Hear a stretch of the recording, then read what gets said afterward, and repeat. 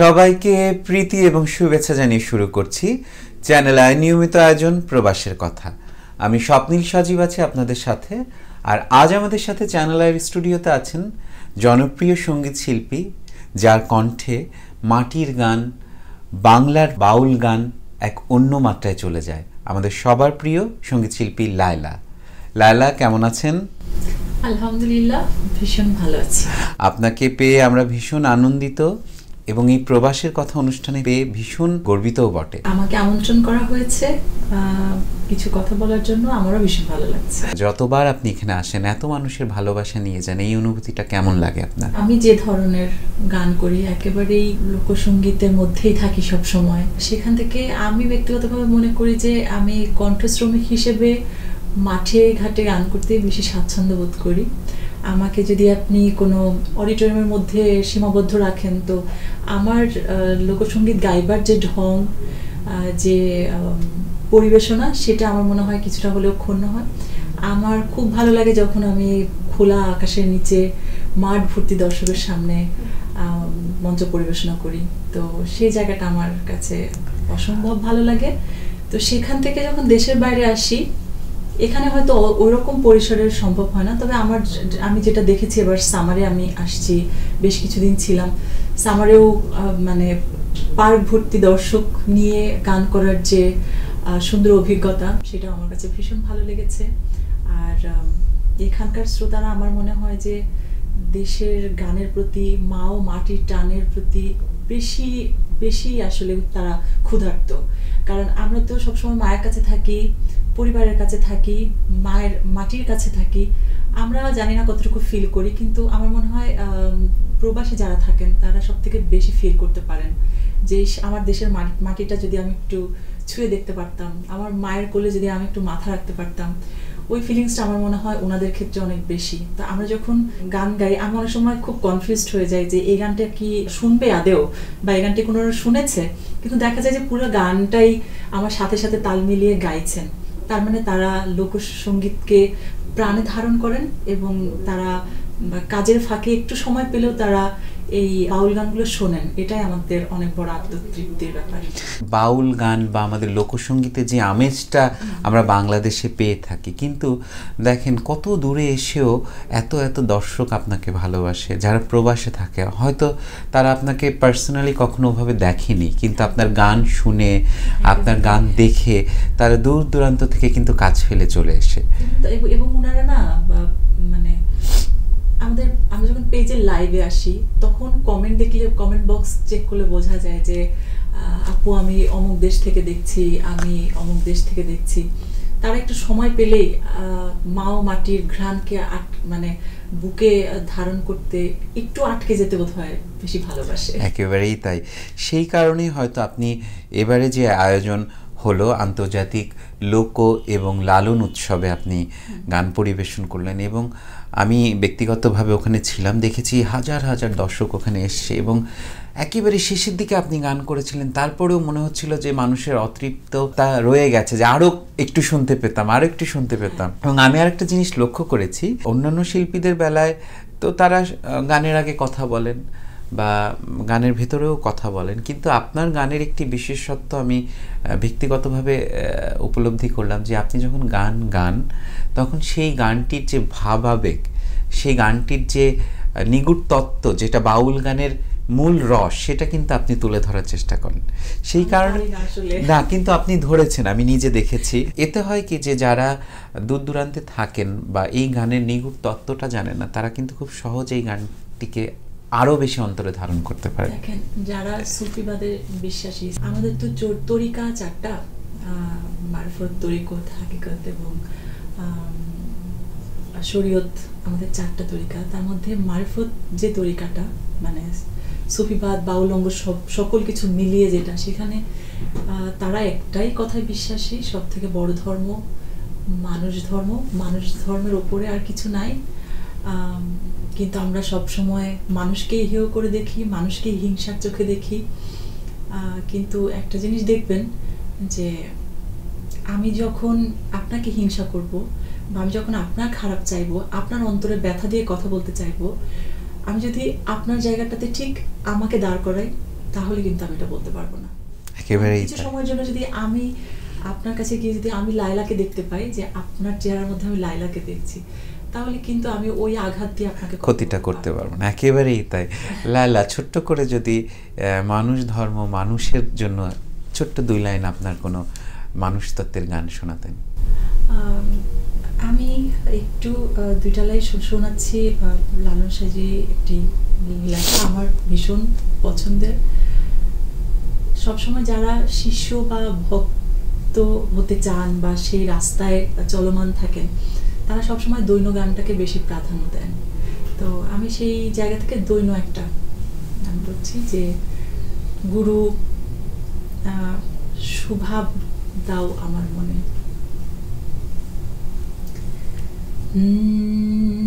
গুরু শুভাব দাও আমার মনে, গুরু শুভাব দাও আমার মনে, গুরু শুভাব দাও আমার মনে। তুমি নিদয় যার প্রতি সদায় তার ঘটে কুমতি, তুমি নিদয় যার প্রতি গুরু সদায় তার ঘটে কুমতি। তুমি মনোরথের সারথি, যেথা লও যাই সেইখানে দয়াল, যেথা লও যাই সেইখানে।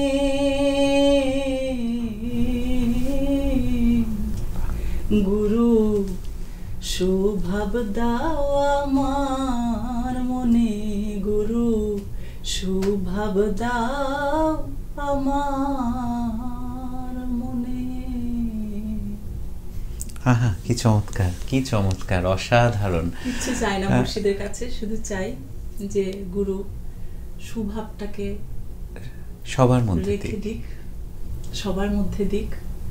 আমরা যেন সবসময় সুভাবেই চলতে পারি। আর সুভাবে চললে এত হানাহানি, এত বৈষম্যতা আমার মনে হয় না কিছুই থাকবে। সত্যি সত্যি আমরা যদি আমাদের এই নিগুড় তত্ত্ব, লালন সাজির গান, মাটির গানগুলো বা যে কোনো গানেরই মধ্যেই তো একটা সুভাব থাকে, সেই ভাবটিকে যদি অন্তরে ধারণ করে, আমার মনে হয় এই হানাহানির আর কোনো জায়গায় থাকবে না।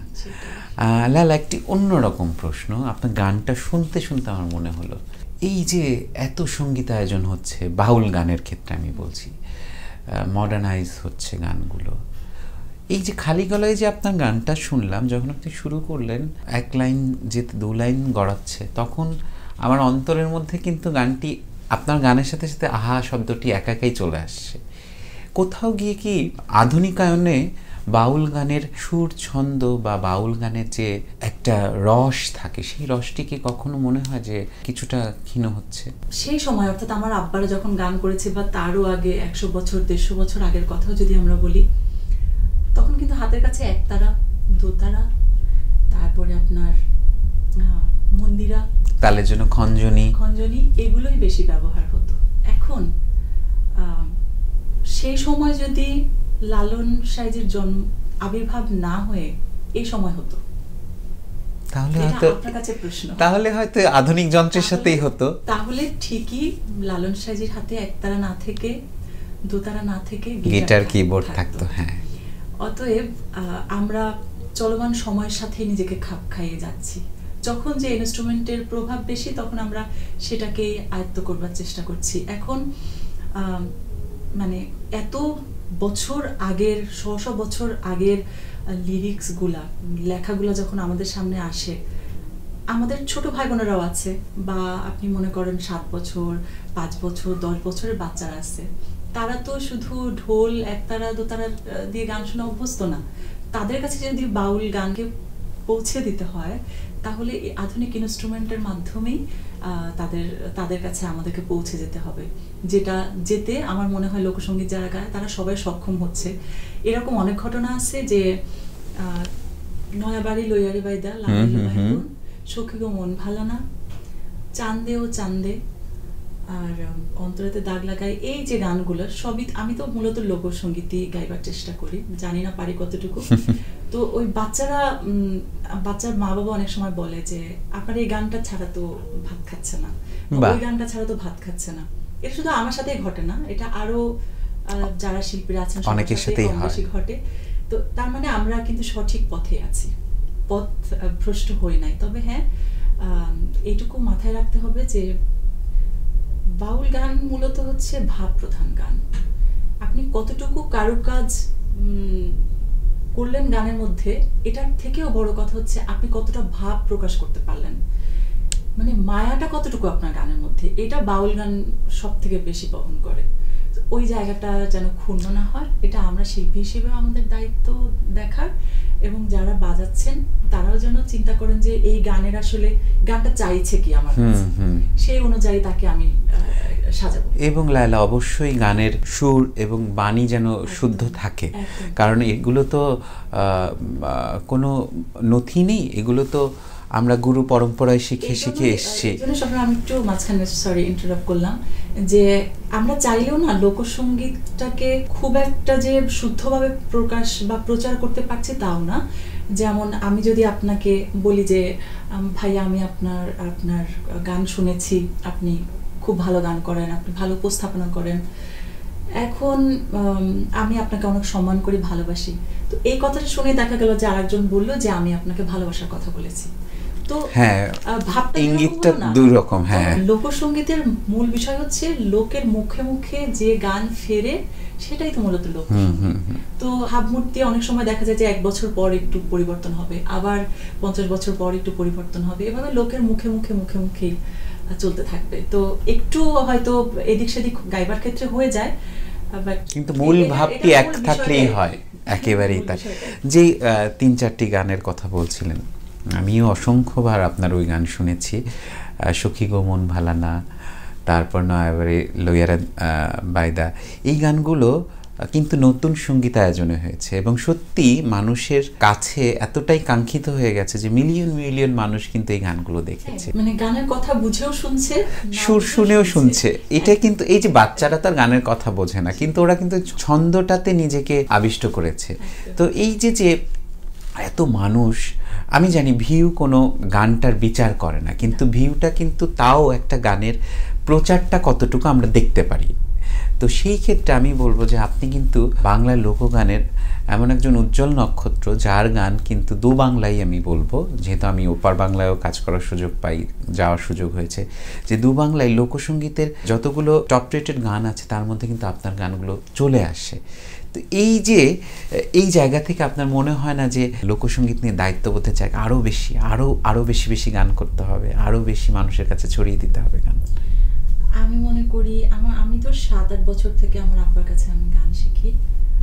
আমার তো মনে হয় যে আমি বোধহয় এখনো গানের গটা উচ্চারণ করতে পারি না, তার মানে আমার প্রচুর শিখতে হবে এবং আমি অলরেডি শিখছি। আমি প্রতিনিয়ত ইউটিউবে ঢুকলে একই গান আমি 10 জনের গলায় শুনি। এটা আজকেও আসার সময় আস্তে আস্তে আমি আমার সাথে মানে বাবু ভাই ছিলেন, হামিদ ভাই ছিলেন, তো আমাকে প্রশ্ন করছিল যে আচ্ছা তুমি কি অন্যের গান শোনো? আমি বললাম যে হ্যাঁ, আমি কেন শুনবো না, আমি অনেক বেশি শুনি। একই গান আমি 10 জনের মুখে শুনি, যে কার কোন জায়গাটা আমি নিতে পারি সেটা নিয়ে তারপরে আমি আমার মতো করে গাইবার চেষ্টা করি। তো শিখার আকাঙ্ক্ষাটা যখন শেষ হয়ে যাবে না, তখন আপনি ওখানেই থেমে যাবেন, আপনি আর এগোতে পারবেন না। তো আমি শিখি নাই, আমি শিখছি। আর আরেকটা কথা যেটা যোগ করতে চাই, বললেন যে ভিউ, হ্যাঁ এটা আমি জানি যে যারা অনেক বড় বড় শিল্পীরা আছেন তারা বলেন, ক্ষোভ থেকে হয়তো বা একটু মন খারাপ থেকেও হয়তো বলেন যে ভিউয়ে কখনো গান মানে একটা শিল্পী নির্বাচন করে না। এটার দুটো বিষয় আছে। একটা হচ্ছে যে তারাও যখন আবার গান করে ছাড়ছে, তো তারাও গিয়ে কিন্তু চেক করে দেখে আমার গানটা কতজন শ্রোতার কাছে পৌঁছালো। মূল বিষয়টা হচ্ছে গানের জনপ্রিয়তা কতটুকু। এবং যে ভিউটা আপনি দেখছেন ইউটিউব চ্যানেলে বা কোনো পেজে দেখছেন বা যে কোনোখানে দেখছেন, সেটা কতটুকু অথেন্টিক এটাও একটা বিষয় কিন্তু না, অথেন্টিক তো তখনই হয় যখন গানগুলো মানুষের মুখে মুখে ফেরে। অনেক গান আছে দেখবেন যে অনেক ভিউ কিন্তু মানুষ মনে রাখতে পারে না, অলিতে গলিতে শুনছে না। আবার দেখবেন যে ভিউ অনেক বেশি, আবার অলিতে গলিতে মাঠে ঘাটে সবাই মুখে মুখে গাইছে। যে লায়লা মঞ্চে উঠলে ওই সখী গো মন ভালা না গানটি না গিয়ে নামবে, এটা কিন্তু মানুষ, অনেক দর্শকই দুঃখ প্রকাশ করবে যে তারা শুনতে চায় প্রিয় শিল্পীর কাছে। একই গান আমাকে দুইবার করে মঞ্চে উঠেছে, কারণ অনেক দর্শক আসছে, আমি সখী গো মন ভালা না গেয়ে ফেলছি, আবার এসে তাদের অনুরোধ, এবং আয়োজকরা যদি উপস্থিত থাকে বলবে যে প্লিজ আপু আবার সখী গো মন ভালা না দিয়ে শেষ করেন। এবার আমরা শেষ করব না, কিন্তু এক লাইন হলো এই গানটি শুনতে চাই।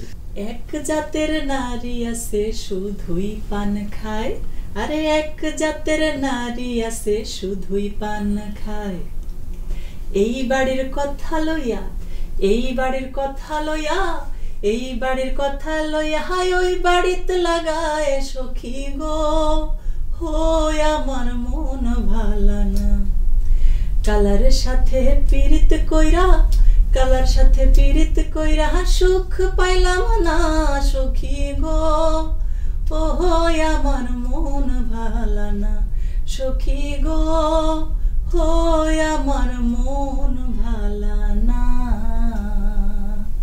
বাহ বাহ বাহ, কি আওয়াজ, কি আওয়াজ। লায়লা, বারবার আপনার কথার মধ্যে বাবার কথা কিন্তু আসছিল। অনেক দর্শকই হয়তো আপনার বাবার সম্পর্কে জানেন না, তার কাছেই আপনি গান শিখেছেন আপনার হাতে খড়ি। যদি আপনি আপনার ছোটবেলার হাতে খড়ির গল্পগুলো একটু বলতেন। আমার আব্বা একদমই প্রচার বিমুখ একজন মানুষ, এবং আমাকে কখনো কোনোদিন কোনো প্রতিযোগিতায় না, ছোটবেলা থেকে কোনো প্রতিযোগিতায় না, এমনকি কোনো উপজেলা প্রতিযোগিতাতেও আমাকে কখনো অংশগ্রহণ করাননি। শুধু উনি গান শিখাই গেছেন। আর এক সময় বলতেন যে আমি যদি একটু টেলিভিশনে আমার মেয়েটাকে একবার দেখতে পাইতাম। আমি তো কখনো যাইনি, তো ওইভাবে আর কি। আর আমার আব্বা আসলে আমার মধ্যে তার সফলতা দেখতে চেয়েছেন সব সময়। উনি চেয়েছেন যে আমার আব্বার একটা স্বপ্ন ছিল যে আমার মেয়ের মাধ্যমে বা আমার সন্তানের মাধ্যমে যেন আমার নামটা সবাই মনে রাখে। আমি প্রবাসের কথাতেও আজকে বলতে চাই, আমার আব্বার নাম শফিকুল ইসলাম মৃধা। উনি দোতারা বাজাতেন, আর আমি মন্দিরাটা টুংটুং করে তাল রেখে রেখে আমি বাসায় প্র্যাকটিস করতাম। এবং আমাদের প্রতিদিনের রুটিন, আব্বা হচ্ছে বিকালে বাজারে যাবে, বাজার থেকে সন্ধ্যার পরে এসে খাওয়া দাওয়ার আগে বলে যে খাওয়া দাওয়া করলে তুই গান গাইতে পারবি না, তো খাওয়া দাওয়ার আগে আমরা দাঁড়িয়ে যেতাম। আর আমি যেটা করতাম, আমি একদম স্টিল এরকম কাঠের পুতুলের মতো দাঁড়াতাম। তা আব্বা বলতো যে না, মন্দিরা দিয়ে যখন তুমি বাজাবে, গান গাইবে, তোমার চারপাশে তো দর্শক থাকবে, তো দর্শকের সাথে তো তোমার ইন্টারঅ্যাকশন করতে হবে। তো তখন হচ্ছে এটা নিয়ে আমাকে অনেক বকাঝকা শুনতে হয়েছে, কারণ আমি ছোটবেলা থেকে কথা কম বলি এবং খুবই শাই ফিল করি ছোটবেলা থেকেই। তো সেখান থেকে আব্বা আমাকে আস্তে আস্তে আস্তে আস্তে বলেছে যে তুমি শুধু এদিকে যদি ঘুরে সামনের দিকে গান গাও, তোমার হাতের ডানে বামে তো দর্শক থাকবে, তারাও তো তোমাকে দেখতে চাইবে, এই জন্য চতুর্দিকে ঘুরে ঘুরে গান গাইবা। তো আব্বার কাছ থেকে আসলে আমার মূলত মানুষ হওয়ার শিক্ষা বলেন, আমরা তো সবাই আসলে দেখতে মানুষের মতো, আসলে সবাই মানুষ না, তো আমাদের মানুষ হওয়ার যে প্রসেসটা, সেইখানে আমাদেরকে ঠিক থাকতে হবে। অনেক অনেক শ্রদ্ধা জানাই আমি এই গুণী মানুষের প্রতি, শ্রদ্ধা জানাই আপনার প্রতি, ভালোবাসা জানাই আপনার প্রতি, যে আপনার গান দেশ থেকে দেশান্তরে যেন আরও মানুষের কাছে ছড়িয়ে পড়ুক, আপনার আব্বার স্বপ্ন পূরণ হোক, আপনার যে নিগুড় স্বপ্ন আছে, আপনার যে মনের ভেতরে সুপ্ত বাসনা আছে, আপনার গান যেন ছড়িয়ে পড়ুক সারা বিশ্বময়। আমি কিচ্ছু চাই না, যাদের জন্য আমি লায়লা, আমার শ্রোতারা, আমি তাদের হৃদয় থাকতে চাই, তাদের ভালোবাসা আমি বেঁচে থাকতে চাই। অনেক ধন্যবাদ লায়লা, আমাদের চ্যানেলের পক্ষ থেকে আপনার জন্য অনেক শুভেচ্ছা এবং শুভকামনা। দর্শকদের উদ্দেশ্যে যদি কিছু বলেন। শ্রোতাদের উদ্দেশ্যে সবসময় আমাকে যখন শ্রোতাদের উদ্দেশ্যে কিছু বলতে বলা হয়, আমি সবসময় একটা কথা বলি, বাংলা গানের সাথে থাকুন। আমাদের মাকে মিস করলে আমরা প্রথমত লোকসঙ্গীতটাকেই বেছে নেই, কারণ লোকসঙ্গীতটা মায়ের কথা বলে, মায়ের সংসারের কথা বলে। দেশের মাটির টান লোকসঙ্গীতের গানেই পাওয়া যায়। অতএব সবাই লোকসঙ্গীতের সাথেই থাকবেন, যেভাবে লোকসঙ্গীতের জোয়ার চলে আসছে অনেক বছর ধরে, এটা অব্যাহত থাকুক। লালা, আমি বিদায় নিয়ে নিচ্ছি। আপনার ছোট্ট গান শুনতে শুনতে আমাদের অনুষ্ঠান শেষ করব। প্রিয় দর্শক, কোথাও যাবেন না, আমরা লালার গান শুনে বিদায় নেব। আগামী পর্বে আবার দেখা হবে আপনাদের কোনো প্রিয় অতিথিকে নিয়ে। আপনারা সকলে ভালো থাকুন, সুস্থ থাকুন, চ্যানেল আইয়ের সঙ্গেই থাকুন। ধন্যবাদ। নয়া বাড়ি লইয়া রে বাইদা লাগাইলো বাঙ্গন, নয়া বাড়ি লইয়া রে বাইদা লাগাইলো বাঙ্গন, সেই বাঙ্গন তুলতে কন্যা জুড়িল কান্দন গো, জুড়িল কান্দন। নয়া বাড়ি লইয়া রে বাইদা লাগাইলো বাঙ্গন, সেই বাঙ্গন তুলতে কন্যা জুড়িল কান্দন গো, জুড়িল কান্দন। Thank you.